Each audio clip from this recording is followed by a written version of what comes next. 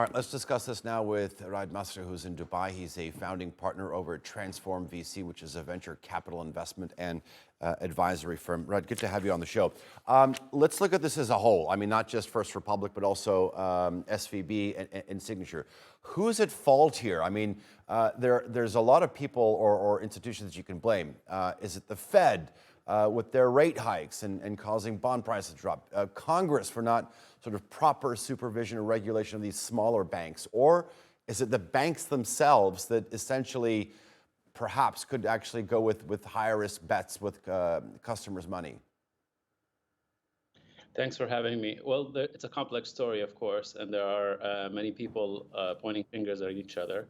But really, the thing that triggered everything last Thursday was essentially bad management on Silicon Valley Bank. There's no core deficiency in the U.S. economy. That being said, regulation has to step up. In the past, the bigger banks were much more regulated than the smaller ones. I think that's about to change. And what's really core, and it's been made evident now with all these various steps, is that technology and innovation is really at the core of the U.S. Prosperity, call it. And the government has stepped up to ensure that such engine continues to be humming and thriving and leading the charge in the world stage.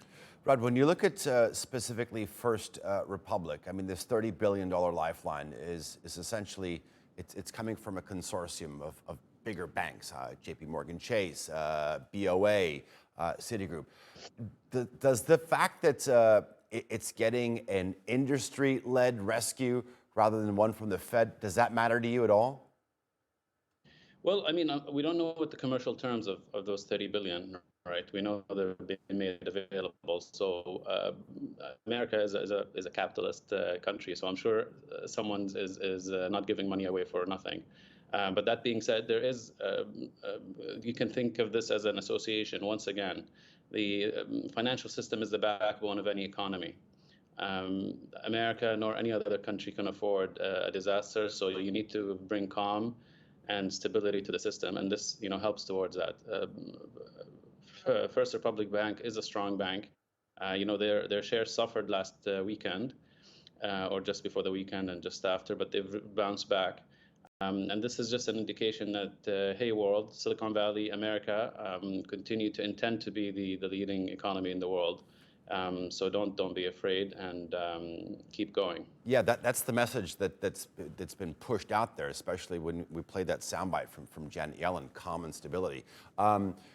When you look at these banks that have failed in the last 10 days, Silicon Valley, Signature, First Republic, I mean, these are all regional mid-sized banks. I mean, do you feel that there is a growing risk that larger banks, there could be a contagion and larger banks could be affected? I don't think that risk is there. Larger banks are pretty large and much larger than these regional banks. And they don't take the same type of risks or concentration levels that these regional banks take. And you must understand, Silicon Valley is a very different beast than the rest of America.